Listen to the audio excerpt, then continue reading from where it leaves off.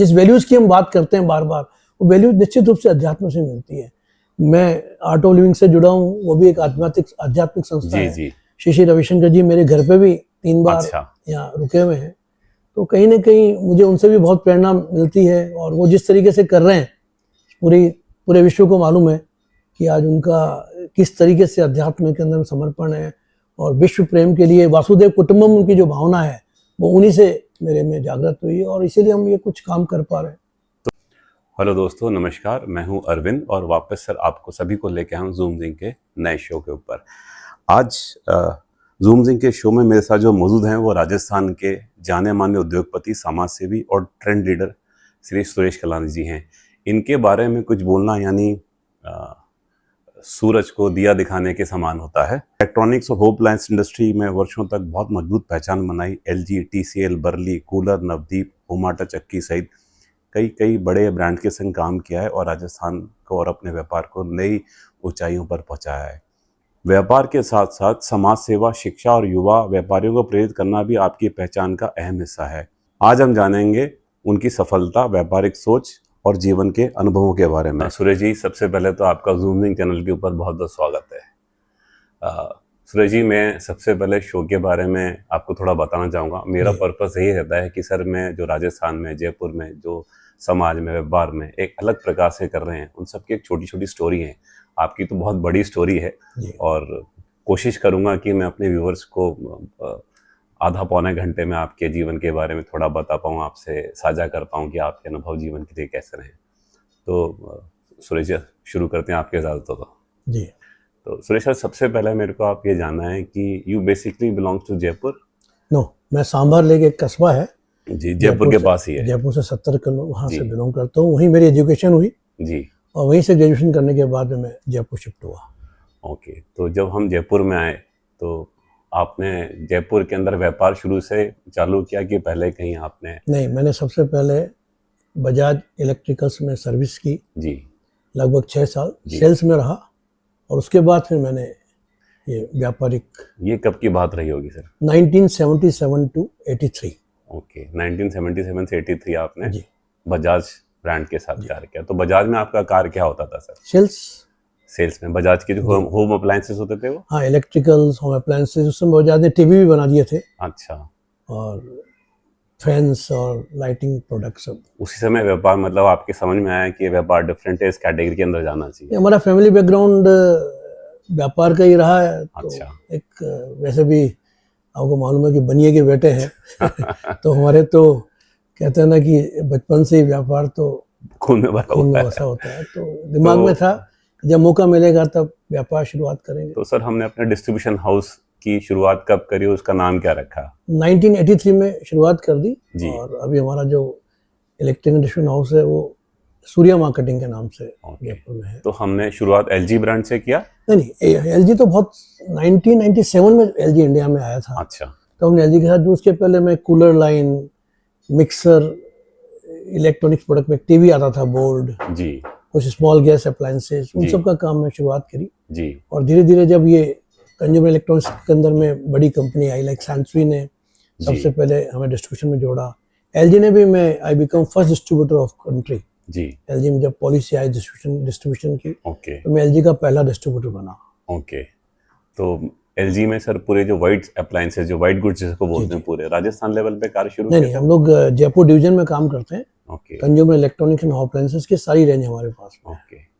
28 years association with LG। अच्छा, आज अभी लगातार बरकरार कंटिन्यू। तो जब सर हमारे संग एक ब्रांड आता है, हम एस्टैब्लिश करते हैं, तो कई बार तो एरिया का डिवाइड करता है, या हम लोग भी नए ब्रांड को जोड़ते हैं। तो आपने अपनी व्यापारिक जर्नी कैसे शुरू करी? कैसे शुरू से मेरा मतलब है कि आपने अब कौन कौन से ब्रांड को अपने साथ जोड़ा भी?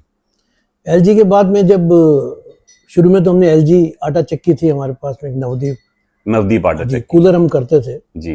फिर जब मेरा भतीजा और बेटा तरुण और पुनीत जब इंडस्ट्री में आए, तब उन्होंने कुछ एक्सपेंशन किया। तो पुनीत ने TCL और रोकवेल के साथ स्टार्ट किया। तरुण ने भी फिर कूलर्स में बर्ली कूलर का डिस्ट्रीब्यूशन हमारे हाउस में जोड़ा जी। तो इससे प्रोडक्ट हमारे साथ जुड़ते चले गए। अभी हम लोग अपनी एक आटा चक्की भी बनाते हैं होमा के नाम से, क्योंकि इंडिया का पहला प्रोडक्ट है, IoT बेस्ड प्रोडक्ट। अच्छा। और बहुत ही डिफरेंट प्रोडक्ट है, तो वो भी हम कर रहे हैं। तो सर आटे चक्की के अंदर हम लोग बातें सुना करते हैं कि एक होती है कोल्ड प्रेस टेक्नोलॉजी और एक होती है कि आटे को हम बहुत जो नॉर्मली चक्की में बहुत तेज से आटा पिसवा लेते हैं, दोनों में कोई फर्क होता है? देखिए, जो फत्तर आटा तो दो ही तरीके से पिसता है, या तो वो फत्तर में पिसेगा, तो फत्तर में पिसेगा तो स्वाभाविक है, दो चीज़ें उसके माइनस पॉइंट मानता हूँ मैं। फत्तर आपको मालूम होगा, फत्तर घिसता है जी, घिसता है तो कहाँ जाएगा वो? जी, ऑफ कोर्स आटे में आटे जाएगा। में जाएगा। दूसरा माइनस पॉइंट क्या है कि आप फत्तर वाले जब चक्की में आटा पिसवाते हैं ना, तो जब आप उसको छानना पड़ता है तो तुस निकलते हैं, तो एक्चुअली में तो तुस ही तो आटे की जो है ना मेन, आप कह सकते हैं कि वो तो वो जो तुस जो निकलता है वो आपको निकाल के बाहर फेंकना पड़ेगा। जबकि जो हमारी आटा चक्की है उसके अंदर में पहली बात तो वो 100% पिस, आपने 5 किलो गेहूँ डाला तो 5 किलो ही आटा पिसेगा। अच्छा। नंबर 1, फत्तर घिसने का काम नहीं, क्योंकि ये मिक्सर की तरह बड़ी ब्लेड्स होती है जी। और दूसरा प्लस पॉइंट है कि उसके अंदर जो तुस होता है ना, वो कम्प्लीटली मेश हो जाता है। तो आप अलग से छानेंगे तो तुस निकलेगा नहीं। ओके। तो ये बट सर एक ट्रेंड आया है, जब हमारे फादर या मदर, जब इवन कई घरों में आज भी गेहूं धीरे धीरे कम होता जा रहा है। पहले हमारे घरों में गेहूं आता था, उसको हम साल भर स्टोर करते थे, फिर पिसवाते थे चक्की पे। तो क्या ऐसा ट्रेंड चेंज हुआ है कि अब जो जनरेशन्स नहीं आते जा रही है वो ब्रांडेड या जैसे डबल त्रिशूल है या ITC है, इस प्रकार के आटे पे जा रहे हो, हम लोग ट्रेडिशनली अभी भी चक्की की बातें कर रहे हैं? दोनों तरह की बात है। न्यूक्लियर फैमिलीज में ये हो सकता है कि आप जो बोल रहे हो वो भी होगा, लेकिन आज भी जो लोग हैं ना, जो समझते हैं इन चीज़ों के अंदर में, तो they prefer two by A flour mill at home. Sir दूसरा आपने बताया कंज्यूमर अप्लायंसेस का, तो जो अब आपने बजाज में काम किया था और आज आपने सर क्या ऐसा परिवर्तन देखा? खासकर टीवी बहुत पहुंच गया, अब इंटरनेट आ गया है, तो समाज में क्या बदलाव देखा इस प्रकार के अप्लायंसेस के लिए? पहले तो टीवी होना घर में सर एक बहुत बड़ी बात हुआ करती थी, अब तो LG की बहुत बड़ी रेंज है, आपने बताया TCL भी हमारे पास है। तो अभी क्या आप सोसाइटी में क्या चेंज देखते हैं इस प्रकार के अप्लायंस में घरों के लिए? देखिए, दो बड़े परिवर्तन मैं देख रहा हूँ। एक तो अब जो लोग हैं ना वो प्रीमियम प्रोडक्ट में जा रहे हैं। ओके। और जो क्योंकि नई जनरेशन का इन्वॉल्वमेंट है जी, तो नई जनरेशन की सोच ही रहती है कि लेटेस्ट टेक्नोलॉजी लेवें। ओके। तो एक तो जो सबसे बड़ा चेंज आया वही आया है। दूसरा जो सबसे बड़ा चेंज है, पहले एक रेफ्रिजरेटर होता था घर के अंदर में, तो 20 साल 25 साल 30 साल तक वही चलता रहता था, लेकिन अब वो ट्रेंड नहीं। अब रेफ्रिजरेटर हो या वॉशिंग मशीन हो, जैसे टेक्नोलॉजी आती है ना, लाइक मोबाइल, लगता है कि कुछ फ्यूचर बेस्ड प्रोडक्ट है, कुछ अपग्रेडेड प्रोडक्ट है, तो कस्टमर चेंज कर लेता है। अच्छा, what about sir rural market? Rural market में भी सेम स्थिति है। अब धीरे धीरे रूरल मार्केट काफ़ी बढ़ा है और वहाँ भी पहले हम लोग सोचते थे कि इतने बड़े बड़े शोरूम जयपुर में आप देख रहे हैं ना जी, वहाँ कैसे लोग खोलेंगे, लेकिन अब लोगों जो जैसे नई जनरेशन आ रही है ना, उन्हें अपने आप को अपग्रेड किया है, अच्छे शोरूम खोले हैं, क्वालिटी प्रोडक्ट्स रखने लग गए हैं। और चूंकि अब कस्टमर की रिक्वायरमेंट भी है, फाइनेंस बहुत ईजी हो गया है। गवर्नमेंट पहले फाइनेंस कहाँ मिलता था, जी, आज तो आपकी जेब में आप 5,000 रुपये है, आप 50,000 का प्रोडक्ट लेके आ जाओ। अच्छा, तो फाइनेंस होने की वजह से जो है ना, कस्टमर को भी बहुत ईजी फील हो रहा है, वो परचेज भी करता है। सुरेश सर एक चीज़ और हम देखते हैं कि जो बड़े ब्रांड्स हैं, जैसे क्रोमा हो गया, डिजिटल हो गया, या इस प्रकार के और बड़े ब्रांड जिसको हम LFR बोलते हैं, या ऑनलाइन भी है, इससे शहर के मार्केट में कहीं ना कहीं तो इफेक्ट पड़ा है, ये बात तो हम समझते हैं। नई जनरेशन को बहुत लगता है कि फ़ोन पे ऑर्डर कर दिया। देखिए, दोनों बातें मैं आपको बताऊँ जी, पर्सनल टच बहुत इंपॉर्टेंट है। एक्सपीरियंस, हाँ, वो एक्सपीरियंस तो आपको जब आप व्यक्तिगत रूप से जाओगे तभी मिलेगा। और कंज्यूमर इलेक्ट्रॉनिक्स एक ऐसा प्रोडक्ट है, जब तक आप देख नहीं लोगे ना, तब तक आप परचेज नहीं करोगे। ओके। मोबाइल में और टेलीविजन में, फ्रिज में, वॉशिंग मशीन में सबसे बड़ा फर्क है। तो जो आपके पास जो ब्रांड्स हैं अभी LG और TCL, क्या आपके इस प्रकार के एक्सपीरियंस सेंटर आपके खुद के हैं या हमारे ट्रेड में? हमारे डीलर्स हैं, डीलर्स हैं, वो सब पूरा प्रोडक्ट रेंज रखते हैं और एक्सपीरियंस फिल कराते हैं। और देखिए, एक चीज़ तो आपको माननी पड़ेगी कि व्यापार सिर्फ इसलिए नहीं चलता है कि आप व्यापार के पास आपका कोई अच्छी कंपनी है जी, व्यापार के साथ यदि आपका व्यवहार अच्छा नहीं है जी, तो आपका व्यापार नहीं चलेगा। और ये जो व्यवहार है ना, वो आपको पर्सनल एक्सपीरियंस ही मिलेगा जी, वो आपको इस टेक्नोलॉजी नहीं देगी। करेक्ट, जब तक आप शोरूम विजिट नहीं करेंगे, डीलर जो है वो आपको प्रोडक्ट को अच्छे से नहीं समझाएगा, तब तक वो प्रोडक्ट का एक्सपीरियंस तो एक तो हो गया ब्रांड, दूसरा हो गया एक्सपीरियंस सेंटर, तीसरा हो गया हमारा कस्टमर से रिलेशनशिप मैनेजमेंट, पर्सनल टच। यदि हम इन 3-4 चीज़ों को बना पाएंगे तो हम बड़े फॉर्मेट से भी कंपटीशन कर सकते हैं ऑनलाइन? मैं तो कंपटीशन मानता नहीं सब, मैं तो उनको मानता हूँ कि हम एक दूसरे के पूरक हैं। अच्छा, हम तो एक दूसरे के पूरक हैं जी। जिन हमारे बहुत सारे व्यापारी हैं जिन्होंने अपने शोरूम की पब्लिसिटी इस तरीके से कर दी है जी। जैसे उनका ऑनलाइन स्टोर भी है जी। अच्छा, अब आसपास के जो डीलर्स हैं वो देखते हैं कि चलिए इनका ऑनलाइन भी प्रोडक्ट है, वो स्टडी करते हैं, डीलर के पास में आते हैं, प्रोडक्ट के फीचर्स समझते हैं और प्रोडक्ट परचेज करके ले जाते हैं। तो और वो एक्सपीरियंस तो आपको जो है ना वो पर्सनल विजिट से ही मिलेगा। गोइंग फॉरवर्ड सर क्या लगता है जो हमारी इकोनॉमी है, खासकर मैं बात कर रहा हूँ टायर 2, 3, 4, जैसे हमारे लिए दौसा हो गया, आपका सांभर हो गया या बगरू हो गया, इस प्रकार के कई सारी टाउनशिप है, वहाँ पे भी सर इस प्रकार की बातें हैं जहाँ ब्रांड के लिए एक्सपीरियंस सेंटर और कस्टमर का टच ये धीरे धीरे ग्रोथ आ रही है। अब कंट्री मार्केट नहीं है सर, वहाँ भी अच्छे अच्छे स्टोर खुलने लग गए हैं। कंपनियों ने अपने सेल्स मैन वहाँ पर एसएससी जिसको कहते हैं जी। वो प्रोवाइड करने चालू कर दिए हैं, उनकी प्रॉपर ट्रेनिंग होती है। लोगों ने अपने शोरूम के अंदर में प्रोडक्ट के डिस्प्ले बहुत अच्छे कर दिए हैं, तो धीरे धीरे चेंज आ रहा है, परिवर्तन आ रहा है। तो इसमें सर वेयर हाउसिंग बहुत लगती होगी? देखिए जब बिजनेस बढ़ेगा तो वेयर हाउसिंग भी बढ़ेगी, कार चलता रहता है उसके साथ साथ ही। Sir come back to your business के साथ साथ आप मुझे बताइए सर, जो मैंने देखा है कि आपके प्रोफाइल में सर आप बहुत सारी संस्थाओं से जुड़े हैं। लॉयंस क्लब हो गया, इलेक्ट्रॉनिक एसोसिएशन हो गया, और भी कई सारी एसोसिएशन हैं, मेरे को तो शायद नाम बोलूंगा तो काफी सारे नाम जाएंगे। तो इनमें जुड़ाव कैसा रहा? आप व्यापार से इनमें क्यों आपका इंटरेस्ट रहा कि मेरे को इनके साथ भी रहना है और इन सबका सहयोग करना है? सर मैं इसको ना अपने संस्कार के साथ जोड़ता हूँ जी। ये सब संस्कार मेरे को अपने पूर्वजों से मिले। अच्छा। मेरे ग्रैंडफादर जब हमारा गांव सामान में थे जी, तो उनकी एक हमारी संस्था थी नागरिक विकास समिति, जो सामर के डेवलपमेंट के लिए काम करती थी। अच्छा। वो उनसे कनेक्टेड थे। जी। मेरे फादर वहाँ पे जो महेश्वरी समाज है उनसे कनेक्टेड थे। जी। जी। तो जब उनके साथ जब उनमें मैंने ये भावना देखी कि जो आपको समाज ने दिया है उसे आपको लौटाना है जी, तो मेरी भी इच्छा हुई कि मैं भी कुछ इन सामाजिक संस्थाओं में जुड़ूं। मैं लॉयंस क्लब इंटरनेशनल से जुड़ा शुरू में 1989 में जी। उसके बाद बहुत सारे मुझे अवसर मिले। ऑफ कोर्स राजस्थान की इलेक्ट्रॉनिक एसोसिएशन है जी, मुझे उसका प्रेसिडेंट बनाया गया। वहाँ भी हमने बहुत काम किए स्टेट की ग्रोथ के लिए। आर्ट ऑफ लिविंग का मैं राजस्थान का चेयरमैन कई सालों तक रहा। लगातार गुरुदेव ने श्री रविशंकर जी ने मेरे को 5 बार ये मौका दिया, अलग अलग बार अपेक्स में लेकर के, तो उससे आध्यात्म के प्रति भी मेरा समर्पण रहा। तो मेरा ये मानना है कि लाइफ के जो सिद्धांत 3 प्रिंसिपल्स है वो मैंने इस मेरे संस्कार में सीखे और वो हम उसको आगे बढ़ाने की कोशिश कर रहे हैं। पहला, जो समाज ने आपको दिया है जी, उससे आपको आपकी कैपेसिटी के साथ जो लौटाइए। दिया समाज नहीं है आपको सब यहीं से मिला है जी। दूसरा ये कि वैल्यूज के साथ आप कोई कॉम्प्रोमाइज नहीं करिए। Okay, values is very important in your life. और तीसरा, अध्यात्म के प्रति इंसान का समर्पण होना चाहिए। जो कुछ कराता है ईश्वर कराता है। हम सोचते हैं कि हमें ये क्रेडिट है, मैं नहीं मानता। ईश्वर ने सब नियति सेट कर रखी है। निश्चित रूप से आपको अपने रिस्पॉन्सिबिलिटी, आपके कर्म करने हैं, ईमानदारी से करने हैं और संवेदना के साथ बाजार में रहना है, मार्केट में रहना है।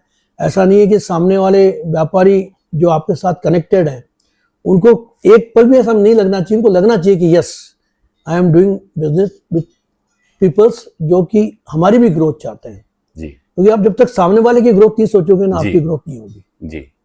सर इसमें एक और मेरा छोटा सा सवाल था कि जो कम्युनिटी सर्विसेज होती हैं, खासकर मैं जब महेश्वरी कम्युनिटी को देखता हूँ तो उन्होंने सर समाज के लिए काफ़ी सारे काम किए। कभी मैं देखता हूँ कोई जगह बना रखी है जहाँ पे शादी विवाह समारोह हो रहे हैं।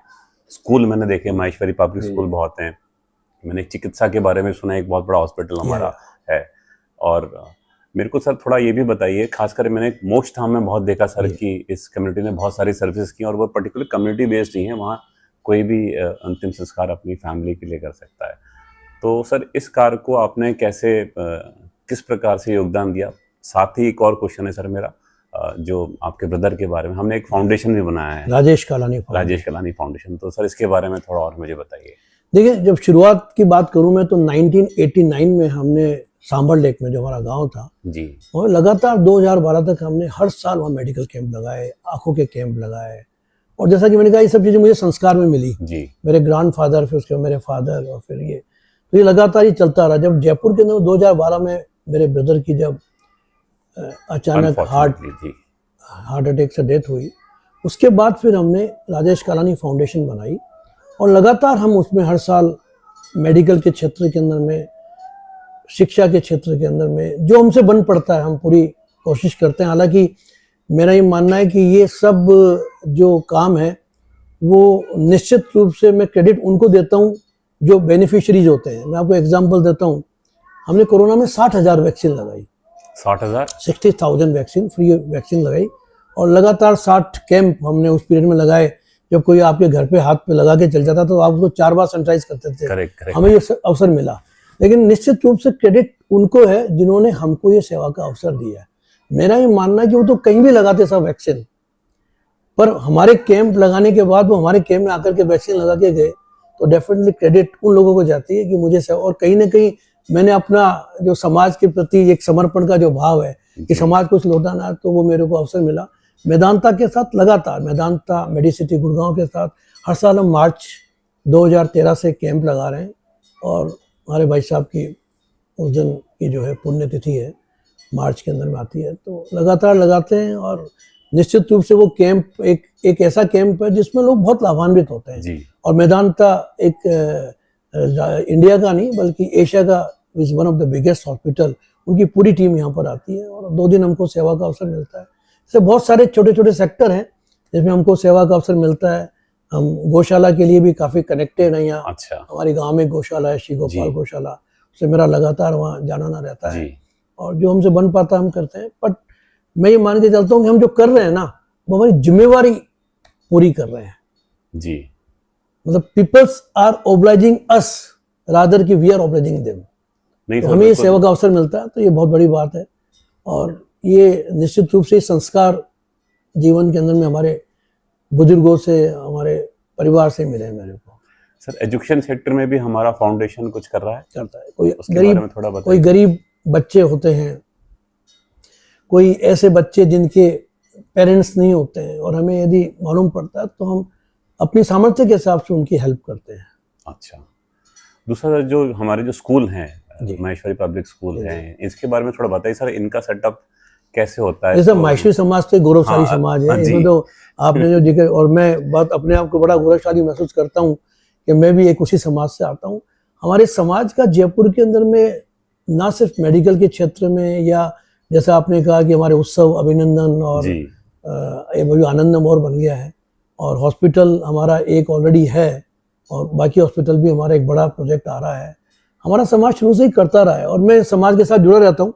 जब जब भी मेरे को मौका मिलता है तो मैं उन गतिविधियों के अंदर में कंटिन्यू कनेक्टेड होता हूँ और समाज में जिन हमारे जो भी हमारे अध्यक्ष हैं सबने काम किया है सब। वैसे भी देखिए वैश्य कम्युनिटी के अंदर माहेश्वरी समाज एक ऐसा समाज है जिसकी भावना हमेशा देने की रहती है।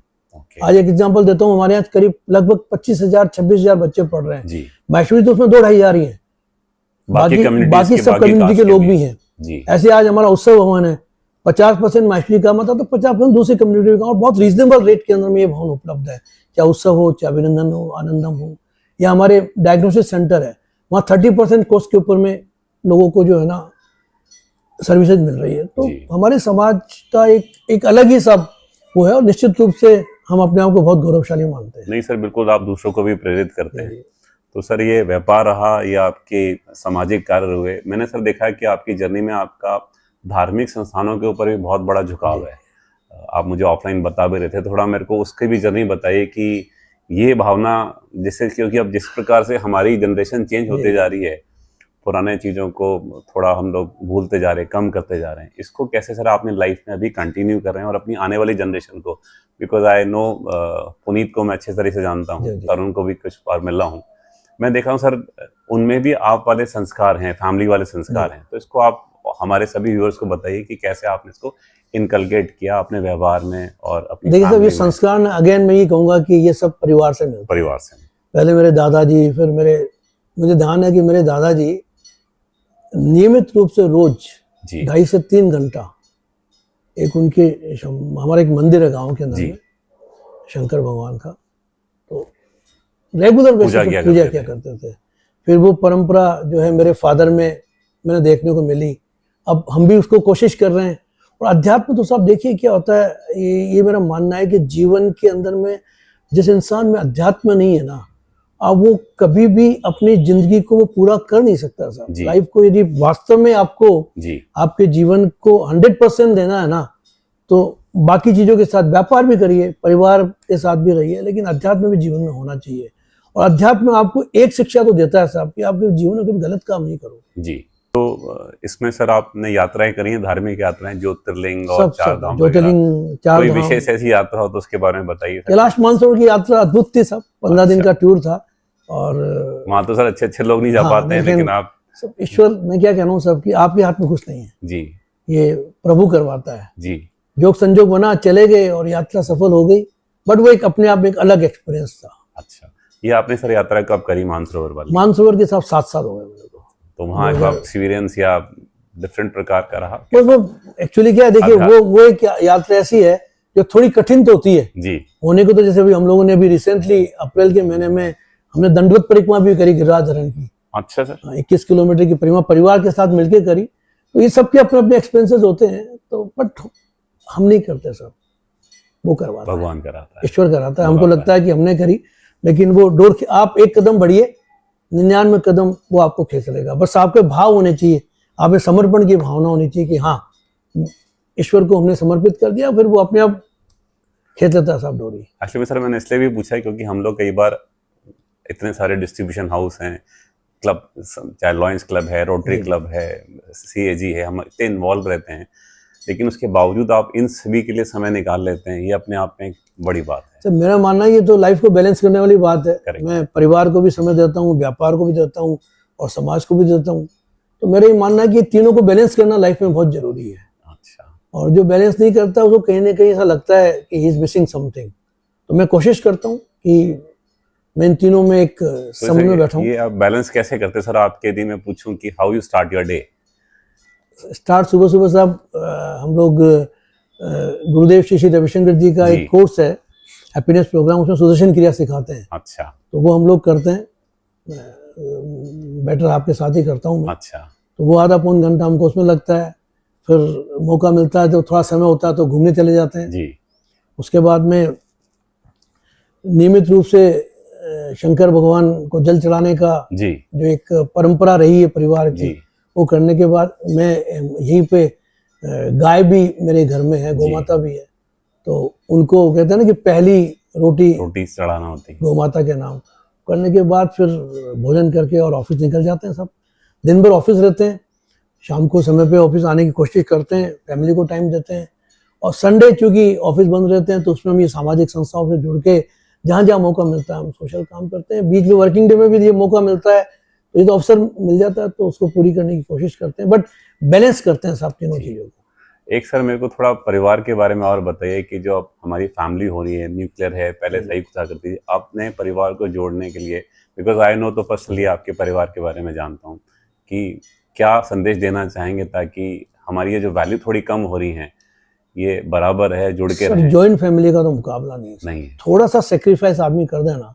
देखिए हम 4 जनरेशन मेरे घर में हम यहीं पे साथ रह रहे हैं। हाँ।